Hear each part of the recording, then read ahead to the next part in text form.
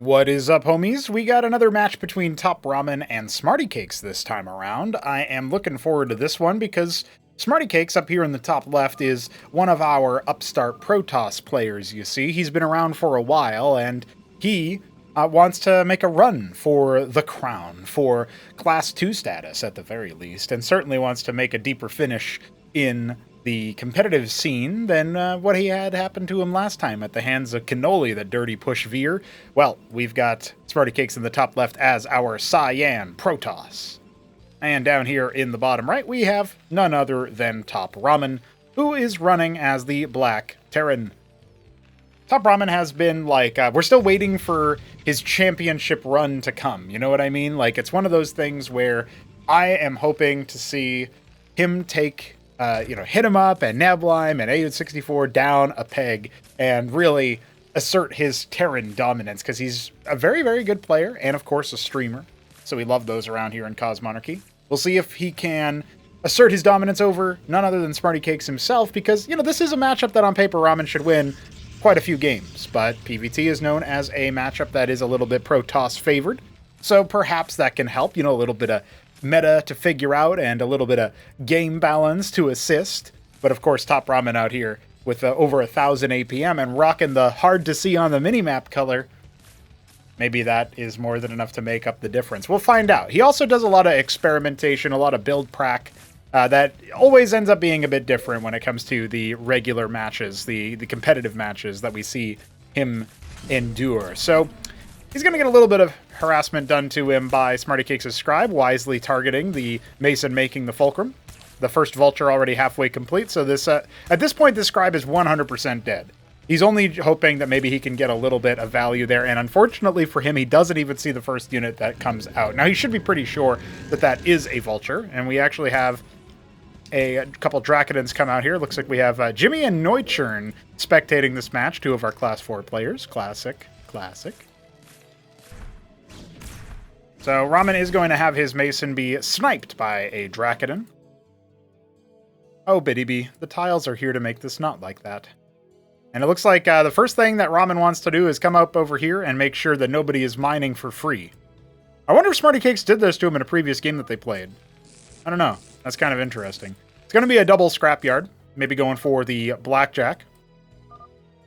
And I don't know. I mean, the way that he's setting up for an expansion, I mean, this is a little bit risky from him. Like, he doesn't have any vision on what the opponent is doing. He did have his Mason in the base for a very long time. And he did scout that it was just a 2-gate, right? But I don't know. With the vulture kind of marking around town, he could just end up getting hit pretty heavily here. He's also typing. And so he doesn't actually have any blackjack. Is SmrtyCakes just going to walk in and do some damage? No, he's actually hunting around for perhaps those vultures sneaking around in general. But I don't think that ministry is going to be able to be saved. At least it's going to get slowed down. That's assuming SmrtyCakes pulls the trigger. I don't think he realizes he could just path into his enemy's base. And because he was typing to the witnesses, to the obs, that bad things could happen. Now here comes one of the vultures. It has a decent number of lobotomy mines. It's going to need to use those ASAP. And it looks like maybe that will help the Blackjacks do what they need to do. I don't know. I mean, as of right now, those Blackjacks are definitely alone in the world. But, oh, look at that. He doesn't actually snipe the Mason. Missed opportunity there from SmrtyCakes, and he's kind of cursing himself, knowing that that was one Drakidan shell away from being destroyed. But now it can happily make a lodestone and, do other things that it needs to. A third Fulcrum, probably Stockade going to be a Vestry add-on. Heal up some of those units. Misplaced Nexus from SmrtyCakes. It's all going downhill, but admittedly, this only makes a little bit slower harvesting from those 4 mineral fields. I guess that's not the end of the world. Still, in my opinion, well worth canceling and replacing your Nexus. That always sucks, though. Okay, a couple of Blackjacks going to enter the lodestone. We've got 6 of them out here on the field and 2 more in production. Ramen showing the sort of like Vulture into Blackjack style, but a fast expansion. Smarty is going to respond with an Ardent Authority. So he's going to choose to match the expansion, but tech behind it. And that's not something that you're going to see the Terrans do very frequently, purely because they don't really have the freedom to go for tier 2 or, split their tech to a star pad. Or maybe they do have the latter one, but I'm not 100% convinced yet. That's one of those things that we have to see about. Now, back in the day, Blackjacks had 5 movement speed, like on this update. Since this game has been played, Blackjacks are a little bit faster. So whatever you see here, imagine the Blackjacks moving faster. They move faster than Harakans even, so if you can believe that. Ahmed is no longer the sole proprietor. But he's also, I love that the one Harakan in an ocean of Blackjacks, like, what happens to this guy? You know what I mean? Unfortunately, he gets blasted by plasma. But, you know, one could tell a fan fiction-oriented story about what Ahmed gets up to when he's leading the Blackjacks into battle. Maybe he hops on top of one and rides it. You know, if Cosmonarchy was a tabletop RPG, I'm sure that Ahmed would have skill proficiency in everything. Alright, so the scribes are going to start to come out. That vulture will be routed by the Dracodans. No hope in scouting the tech. There's a matrix, an embassy for, you know, detection and the like, but he's actually making a Clarion for both detection and for shield empowerment all at once. So this is a very Blackjack-heavy style with some Harakans. An interesting composition that Ramen is electing to go for here, because I thought these stockades would be for at least one Vestry to make Shamans. One of the things that the Blackjack has as a behavior is the ability to sort of increase its efficacy as long as it remains above half health. So it actually has very, very strong statistics for a unit of its cost and its tier. But the trade-off is that once you drop it below half health, it becomes a much worse unit. It moves slower, it attacks slower. So that's a pretty big fall-off for its combat and survivability, right? I hope the OBS don't talk in the middle of this conversation, because right now we're about to watch a pretty strong set of units push forward here from TopRamen. I don't think that Smarty can exactly be A-moved here, especially he's done very nicely to kite back into his rally point. Zealot's coming up here, and, you know, some of these Blackjacks are going to turn darker. That's going to indicate that they have been brought below half HP. With no healing for TopRamen, it's going to be a little bit hard for him to make something happen here. He's also going to be teching behind this to tier 2. A little bit of a risky move, it must be said, as the Harakans stream forward. The Clarion doing its damnedest, but it will be sniped by those Blackjacks. A little bit slow on the come-up there for SmrtyCakes to respond to that. He also is starting to add in some Servitors, which are just like generic chaff units you can throw in there. Pretty powerful, and when they die, they speed things up, like an Ecclesiast or a Vassal. And yeah, it looks like this is going to be more than enough to deal with this Blackjack force. So TopRamen has made the decision to expend as many of his Blackjacks as he can. He does pop that one Servitor. You can see the speed boost, and the Dracodans will do the rest. So there's still a couple more units here rallying up from TopRamen, but this will basically be the end of his push in. He's actually going to commit them. He's like, he probably forgot about them, right? And so now he's going to start to fall them back. But the one slower one is actually slowing everything down in the process, so that's very funny. So it looks like TopRamen will be taking a third base on location, no less. A very ballsy move, in my estimation. I don't think that TopRamen does this versus another Protoss player. I'll put it that way. I think he might be like, yeah, Smarty's probably not strong enough to keep up with my macro and try to hamper my multitasking. Maybe Smarty can teach him a lesson of respect. But the tier 2 is complete. So what does TopRamen have in store for us? It's actually, he's pre-selected a bunch of his Masons to start constructing new structures, and the first 2 of which are going to be a starport. So wants to transition into that heavier air. I'm guessing Sundogs? That seems to be a unit he enjoys to make in the earlier stages of the game. And this is a very fast tier 2 rush from him as well. He's got a decent amount of Blackjack Harakan. The reason why he avoids Vestry is now very obvious. He doesn't want to impinge his gas income early on. And it looks like he's going to go ahead and just add more stockades and probably a third starport. Yeah, there it is. So Smarty is moving, jockeying for position elsewhere on the map. Meanwhile, we do have a couple of his units just kind of straying into hostile territory. TopRamen going to push past this ramp, this bridge rather. And I think the Harakans are definitely going to help out the Blackjacks, but you can see he's forced to engage into the Protoss army to snipe the Clarions, and SmrtyCakes once again does end up losing that very important unit. The detection isn't really that relevant to this particular engagement, but it does provide Phase Link, which shares damage dealt to shields and distributes it across all units linked by the Clarion. And look at that, another round of Blackjacks just absolutely eviscerating the second Clarion there. A little bit lazy on the movement, and so SmrtyCakes will be punished. But he still has a pretty strong army.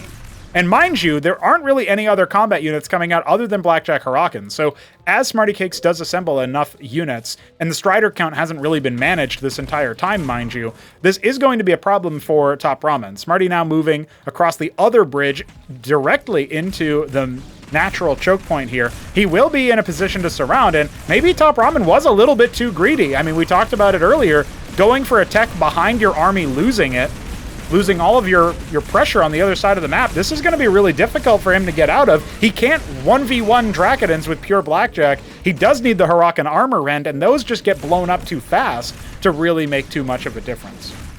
Now, that anchor is going to be routed. He is making a group of Sundogs. Now, these are pretty powerful units, but I think he needs more than the few that he has. The Servitor will be revealed. These Sundogs are very, very good against armored targets, beefy targets, where they don't have to worry too much about overkilling, so the Drakodins are a great choice there. You can see Ramen now trying to mass repair his lodestone, but he's hemorrhaged a lot of Masons. Still has more workers than SmrtyCakes. His eco definitely better. Remember, if Ramen holds here, Smarty does not have a third base. He doesn't even have it coming, let alone actually, saturating or anything like that. And now here come the Sundogs to try to pick targets from the apart, but they are a little bit on the brittle side.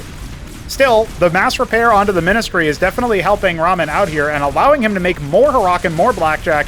His Sundogs have not been able to send their targets anywhere else. You can see the Clarion being targeted by those Sundogs. They're not really able to get out of the base. They have to keep defending, and that's a really big self-mine detonation, so to speak, courtesy of those Zealots. But can Smarty actually crack the base? I mean, the Ministry's got a lot of health. He has been killing a lot of the Masons, and you can see Ramen just kind of trying to be annoying, but the Clarion does provide detection versus the Sundog, so Ramen is going to need to remax. He doesn't have anything else producing right now despite his bank. So what else is he going to be making here? He just queues up more Blackjacks, more Huracans. That is his choice. Now, his Sundogs are going to come in for a bit of a banking turn. They want that Clarion, but another one has arrived, and this remax from Smarty seems like it should be enough to break him, especially with that Sundog. Oh, they all chase down that last Clarion. I think that has to be it. Ramen was way too greedy in this particular matchup. Doesn't feel like, to me, he's going to be able to get himself out of this one. The lodestone falls. It wasn't being mass repaired. Instead, it was the Ministry. We've got another sort of last-ditch effort here. Ramen knows he has got a lot of tech. He might suspect that, Smarty doesn't have that much income. And remember, this third base was mining this whole time. But as it gets heckled from that side, from the top, within his own main base, his third base is endangered. I mean, these are dire straits for TopRamen. I waxed philosophical about how, hey, Ramen, I'm really hoping for him to, take to the center stage of Cosmonarchy's skill pantheon. Right now, his practice of the greed, it's not working out as well as he had hoped. Now he's starting to pivot into Cyclops instead of Blackjack, realizing he's not really going to be able to do too much. This Ministry only now starting to lift off, but SmrtyCakes is going to focus it down. He's not going to allow it to leave. So that will be a wrap for the natural. Obviously the mining is pretty much all wrapped up here. Now, TopRamen did send his workers up to the top right, but he's not actually mining from it, even though he can return to that neutral treasury. GG has to be called. SmrtyCakes has done it. And, he's probably pinching himself a little bit. I mean, Smarty, he can be a nice guy. He can be a cool guy, but he can also be a winner. And now we've seen it right then and there. A shout out to SmrtyCakes, who clocked in on our coffee page where you could donate $12 a month or more to get access to that single player content nice and early, as well as a host of other epic gifts and, you could say products that you're purchasing, if you want to call it that. All right, we're going to game number 2. See you there. Okay, it is another round of cross positions. TopRamen, fresh off that defeat, will be in the top left. Is this the dim gray? No, it's smoky black. Okay, now I know the brownish color that TopRamen goes for is smoky black. All right, SmrtyCakes in the bottom right is the Ultramarine Protoss. So I didn't really talk too much about the map in this particular case, but there are those corner bases that first Vulture from TopRamen went to in the previous round of the last game, and it went up here. And this is actually where I thought it was a treasury, but it's actually a Ministry, so it's even more durable, right? We saw how durable that Ministry was in TopRamen's game earlier. And so, that's a place where you can send early workers, or really workers at any time in the game, to harvest from, and they can return to neutral town centers, because allied town centers count as, neutral counts as allied, right? And you can return to ally town centers. You can find that out in team games if you so desire. We've got a gateway coming here for SmrtyCakes. No surprises there. No surprises either that TopRamen is going for the Fulcrum, nor that he is inflating his APM to above 1,000. While I have you here, I've already mentioned the coffee page in the end of the previous one, so if you thought that was going to be a plug about my money-making machine, well, think again. It's actually going to be me telling you guys that we have a tournament set up for less than a week from now. It's going to be the weekend that this video, this video is being published on a Monday, so it'll be this Saturday and Sunday at the end of this week, the 29th and the 30th of March. A very exciting time where frauds of all sorts will coalesce and come together to, well, let's just say compete might be a strong word for some of them, but there's definitely going to be some entertaining games that are played. I'm already looking forward to it. And yeah, it's just really cool to see some of the very exciting matches that you might end up seeing. It's been a while since we've had a tournament, of course. The last one we had was, I don't really count the Winter War. That was much more of like just a Fraud Night rebrand, and now we've got Weekend War. Really, the last tournament that we had was, of course, Acropolis #2, where it was won by AUD64's Terran. Second place was Neblime as Protoss. Behind that, Hamster as Zerg, the perfect distribution, because Hit 'em Up was random, and he placed 4th. So it was all 4 options that you get to pick were the top 4. Very cool. Very balanced. So that Vulture is going to be able to stun the Dracodon of SmrtyCakes. Really, only cosmetic damage here. So this would be an opportunity for me to continue blabbing to you guys about the tournament and the exciting tournament format. You can see Ramen really trying to entertain this Dracodon for a little bit, but he only gets a couple of shots off before he has to hightail it out of there. Second Vulture on the way. Oh, okay. Well, descending on him like vultures, apparently, and the mine's right in the face. Oh, only one more hit on that Vulture? Yeah, that's going to be a wrap for that guy. Hey, look at that, Minesweeper. Oh. Well, that was very silly. Ramen might be drinking the Kool-Aid a little bit here. I don't know what's going on over here. is he hitting the bottle? What's happening? I mean, one of the things I can absolutely say is that SmrtyCakes is in an okay position compared to the previous game where he looked like he might be falling behind a little bit because he wasn't punishing the greed. There can't really be as much greed this time, it feels like. It's going to be... I know I just said that, right? But actually making the Ministry, and maybe it's not misplaced, actually. Maybe the Town Center marker is misplaced, because I wouldn't think that Ramen and Smarty would do the same exact thing, but...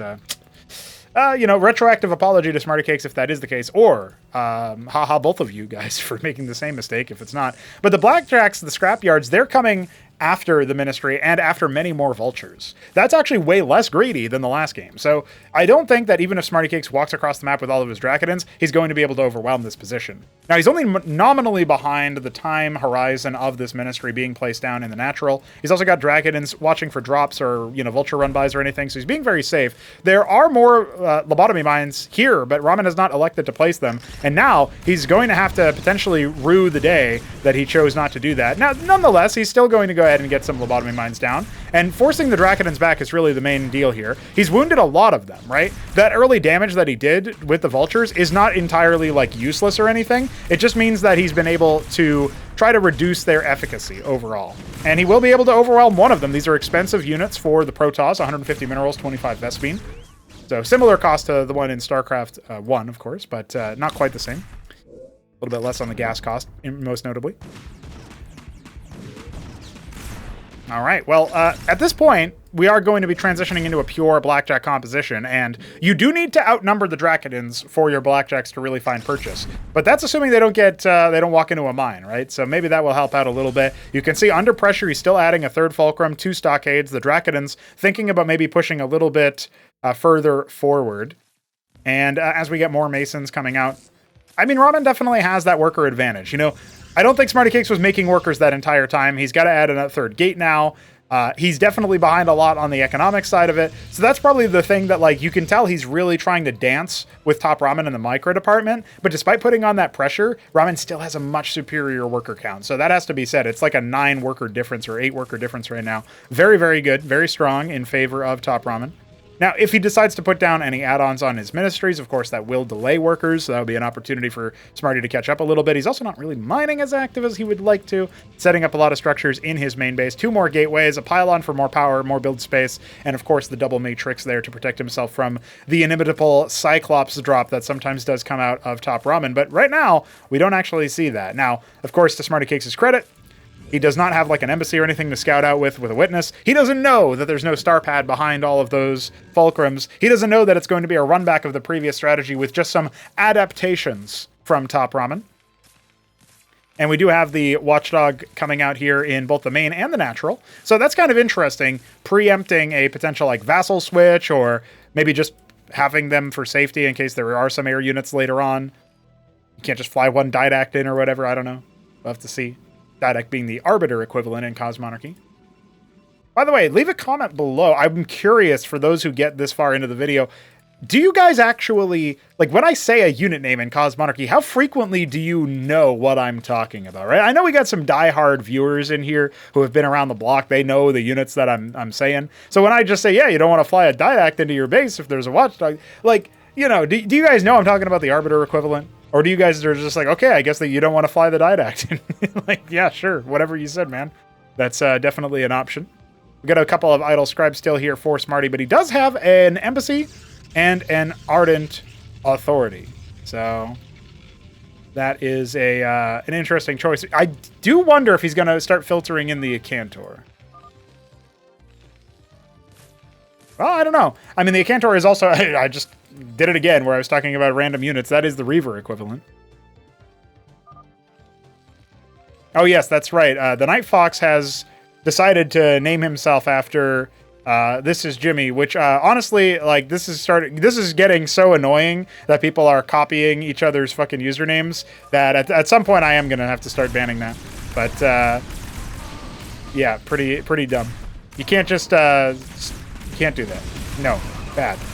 So the Blackjacks and the Harakans are going to be descending upon the Drakidans here, but I don't know. I mean, overall, what I'm seeing here is this is not really a good fight for TopRamen. I mean, the Strider count is a little bit too high. Now, Clarions are on the way as well, with more Zealots coming. We do have Ancials. I was seeing this earlier. The double star pad, and it's not for drops. It's not for Wraiths. It's so he can produce a lot of Ancials to keep his Blackjacks pretty good, you know, pretty solid when it comes to their overall shielding. So that's one of those things that I definitely am hopeful for. That maybe that can help turn the tide here for TopRamen, because he obviously was going to be struggling versus this many Drakidans. That being said, if he filters in enough Harakans, it won't matter as much. Where are the Clarions, by the way? Okay, there's one of them back in there.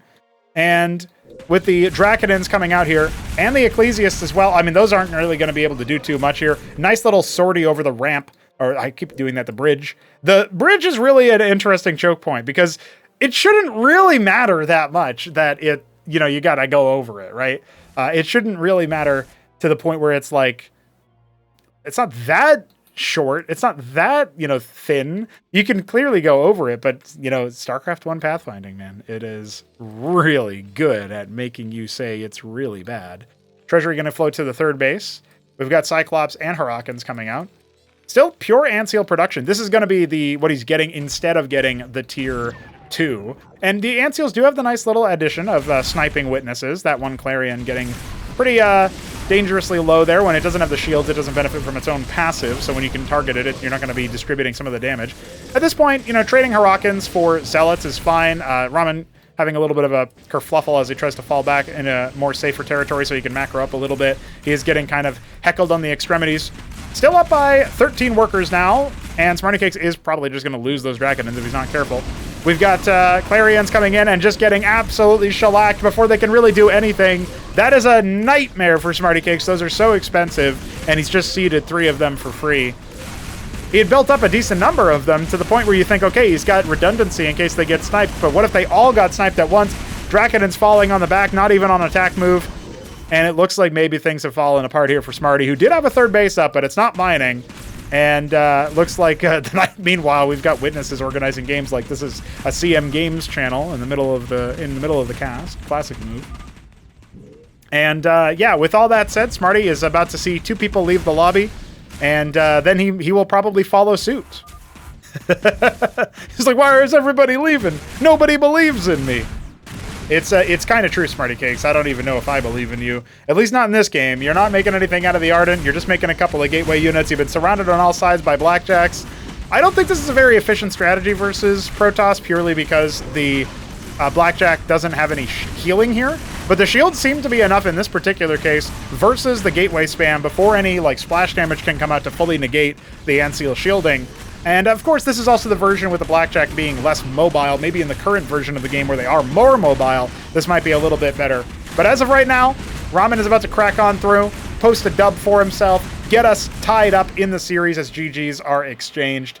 And that means we are going to be off to the races with the rest of this best of 5, or at least I should say 5-game set. I mean, I guess technically it would be a best of 5 if, it went the full distance in that respect. And we had 3 wins for one, 2 wins for the other. But nonetheless, we are out of the match. That is a wrap on this particular cast. Join us tomorrow for even more Cosmonarchy, and join us in the weekend for that tournament. You can sign up even if you're brand new. There are other newbies that you will be placed against, so that's very exciting. And if you're a really good player, well, there are other really good players you'll be placed against too, but I think those are already signed up.